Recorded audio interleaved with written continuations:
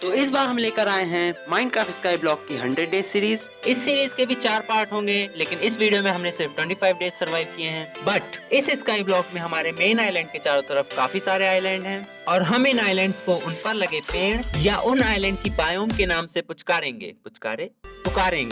जैसे spruce island, जंगल island, acacia island, desert island, mushroom island इत्यादि। तो टाइम वेस्ट नहीं करते हैं एंड फटाफट से वीडियो को स्टार्ट करते हैं। और हाँ, वीडियो के एंड में तुम लोगों के लिए एक छोटा सा सरप्राइज भी है, तो वीडियो को पूरा देखना एंड एंजॉय द वीडियो। तो स्पॉन होते ही सबसे पहले मैंने चेस्ट खोली, उसके अंदर एक लावा बकेट और एक आइस ब्लॉक था। उनको लेने के बाद मैंने अपने आइलैंड पर लगे हुए फूल और ग्रास को तोड़ दिया। उनसे मुझे एक सीड मिला, तो मैंने उसको अपने पास रख लिया और फिर कबल स्टोन जनरेटर बनाना स्टार्ट कर दी।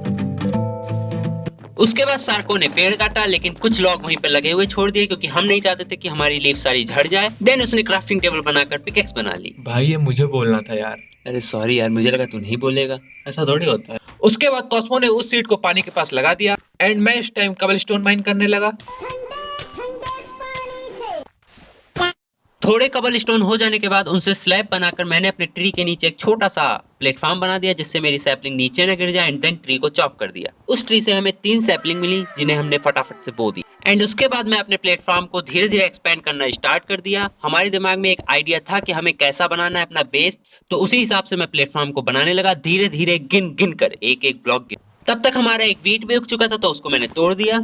इसी बीच एक ट्री भी उग गया, तो उसे भी काट दिया। और मैं अभी भी मजदूरी कर रहा हूँ। ए मजदूर, कितने कबल स्टोन हो गए? हाँ यार, मैं नहीं कर रहा, जा रहा हूँ। अबे वापस आ जा बे, अब मैं मजदूरी कर लूंगा। उसके बाद अपने मेन वाले प्लेटफॉर्म पर फिर से काम करने लगा और अगले दिन वो कंप्लीट हो गया।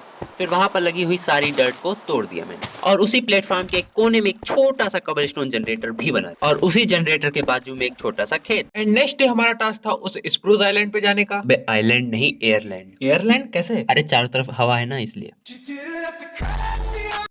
तो मैंने उसके लिए रास्ता बनाना स्टार्ट कर दिया। वहां पर एक पंपकिन था जिसे हम लोगों ने तोड़ लिया। स्प्रूस का ट्री था जिसे काट दिया। उससे हमें 2 सैपलिंग्स मिली, जिसे वहीं पर बो दिया। एंड वहां पर भी एक छोटा सा प्लेटफॉर्म बना दिया और हाँ, स्नो भी कलेक्ट कर ली। और फिर हमारा अगला टास्क था डिजर्ट लैंड। वहां पर कैक्टस और एक चेस्ट थी। चेस्ट के अंदर ये सारा सामान था। वो सारा सामान लेके मैं अपने बेस पे आया एंड फिर से अपना इंटरेस्टिंग काम करने लगा। शक्तियों का गलत इस्तेमाल किया गया।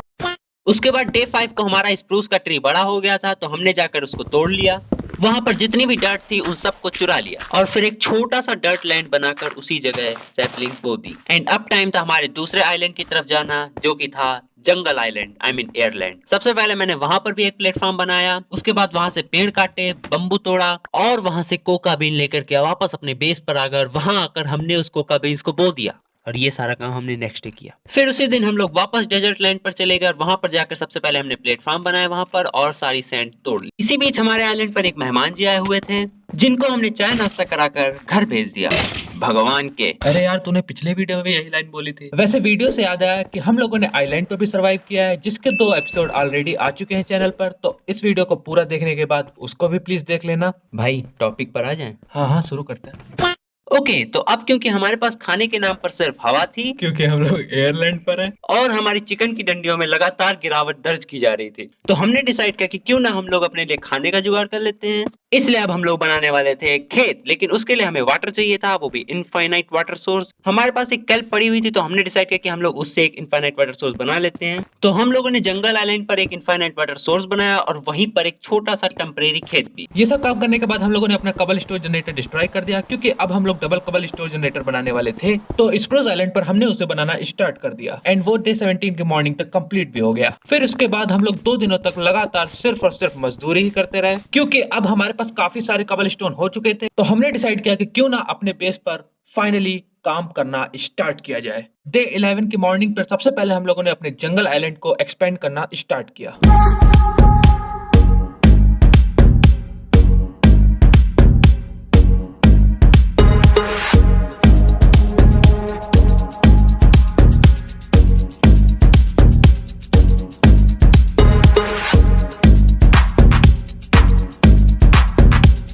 नौकर, अच्छे से काम कर, नहीं तो यहीं से धक्का मार दूंगा।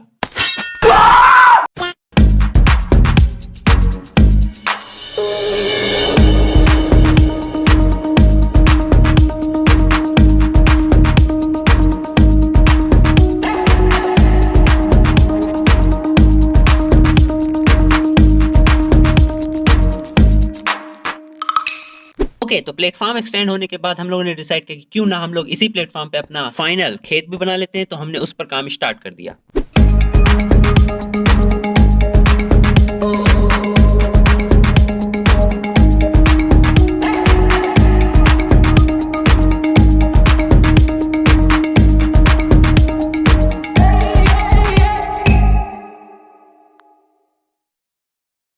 थोड़ी देर में हमारा खेत बनकर तैयार भी हो गया एंड फिर मैंने वहां पर जंगल सैपलिंग्स लगा दी, क्योंकि हमें ये नहीं भूलना है कि ये एक जंगल आइलैंड था। ये सब काम करते करते रात हो चुकी थी एंड रात में हमें दर्शन दिए एक खून के प्यासे शैतान ने। तो अब हम लोग उस पर से अपनी नजर नहीं हटा सकते थे, क्योंकि अगर नजर हटी तो दुर्घटना घटी। तो हम लोग वेट करने लगे मॉर्निंग का। ओके, तो अब क्योंकि हम लोगों की हालत बहुत ही ज्यादा गंभीर थी, मतलब ना तो हमारे पास हार्ट्स थे और चिकन की डंडियों में तो गिरावट दर्ज ही की जा रही थी, और हमारे पास थी सिर्फ केवल मात्र टोटल एक ब्रेड। Hello friend. ब्रो, हाँ, एक ब्रेड और हम दो, कौन खाएगा इस ब्रेड को? ऑफ कोर्स मैं यार। क्यों बे, तू क्यों? भाई नहीं हूँ तेरा। अच्छा ठीक है, खा ले यार। भाई भाई कर रहा था, बीच रास्ते में साथ छोड़ गया।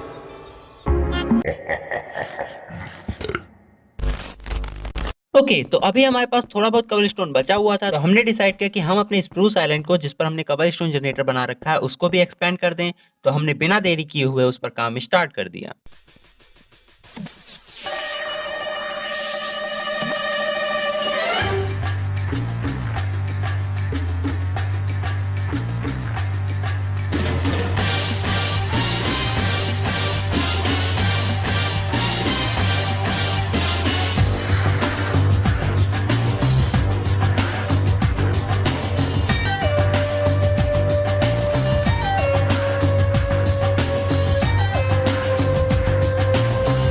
और आधा प्लेटफॉर्म बनने के बाद हमें रियलाइज हुआ कि हमारे कबलस्टोन खत्म हो चुके हैं, तो हमने फिर से कबलस्टोन माइन किया और उस प्लेटफॉर्म को डे 14 तक कंप्लीट कर दिया। उसके बाद हमारा प्लान था एक ऐसा एरिया बनाने का जहां पर गाय, भैंस, अरे भैंस नहीं होती है। हाँ मतलब भेड़, गाय, सुअर ये स्पॉन हो सके, जिससे हमारे खाने का जुगाड़ हो जाए। तो हम लोगों ने जंगल आइलैंड के लेफ्ट साइड में जो अकेसिया आइलैंड था उसकी तरफ अपना कदम बढ़ाना स्टार्ट किया। क्योंकि उस टाइम रात हो रखी थी और हमारी हालत कुछ ज्यादा अच्छी थी नहीं, तभी ये घटना घटने के बाद मैंने सार्को को प्लेटफॉर्म पे ही खड़ा कर दिया, चारा बना के, और मैं खड़ा हो गया चारा बन के। बड़े आए एंड खुद अकेसिया आइलैंड की तरफ रवाना हो गया।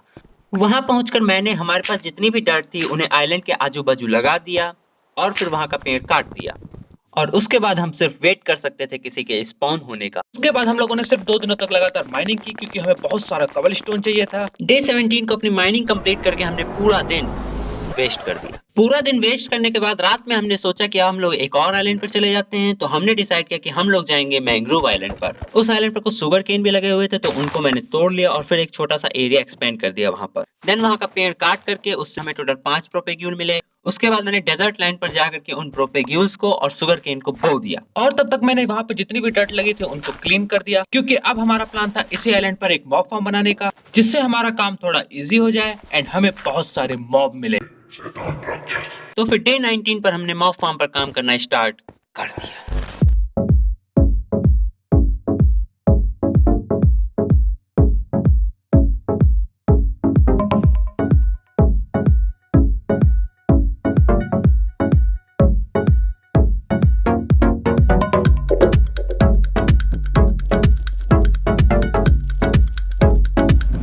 और डे 20 की रात तक हमारा मॉब फार्म बनकर कंप्लीट हो गया। लेकिन अभी भी इसमें एक प्रॉब्लम थी, क्योंकि हमने स्लैब का यूज किया था, तो ये देखने में काफी अजीब लग रहा था और इसमें ऐसा लग रहा था जैसे उजाला जा रहा हो। तो हमने डिसाइड किया कि हम लोग इसके ऊपर और नीचे दोनों तरफ स्लैब लगा देते हैं। तो हमने उस पर काम स्टार्ट कर दिया और फाइनली पूरा दिन मेहनत करने के बाद डे 21 की रात को अब हम कह सकते हैं कि हमारा मॉब फार्म कंप्लीट हो चुका है।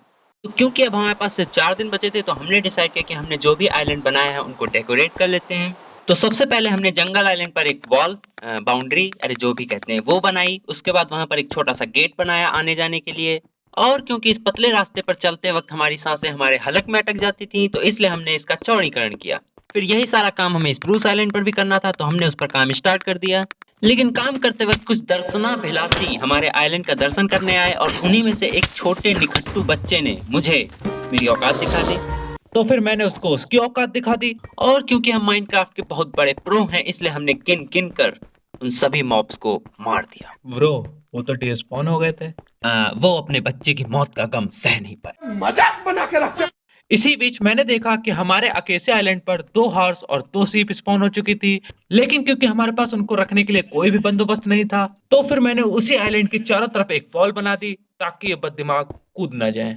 इसी बीच हमें पता चला कि हमने इतनी मेहनत से जिस मॉब फार्म को बनाया था उसने अभी तक वर्क ही नहीं किया है और एक भी हड्डी बड्डी नीचे नहीं गिरा है। तो इस दुख में हम लोगों ने पूरा एक दिन लास्ट वाला शोक में बिताया। तो या गाइस यही सब काम करते करते 25 डेज कंप्लीट हो गए। वैसे तो हम लोगों ने इस वीडियो में कुछ खास किया नहीं है, लेकिन हम लोगों ने जो कुछ भी किया है उसमें हम लोगों को बहुत मजा आया है। एंड होप करते हैं कि तुम लोगों को भी वीडियो अच्छी लगेगी। अगर वीडियो अच्छी लगे तो वीडियो को लाइक कर देना, चैनल को सब्सक्राइब कर देना एंड तब तक के लिए स्टे ट्यून्ड विद ब्रो रहने देना जब नहीं बोल पा रहा है। नहीं, अब तो मैं बोल के रहेगा। सारे गामा पधनी सा। So stay tuned with the channel and we will meet you in the next video. Bye bye.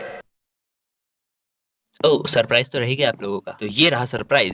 चाय पी लो। देख रहा है विनोद सरप्राइज के नाम पे क्या हो रहा है।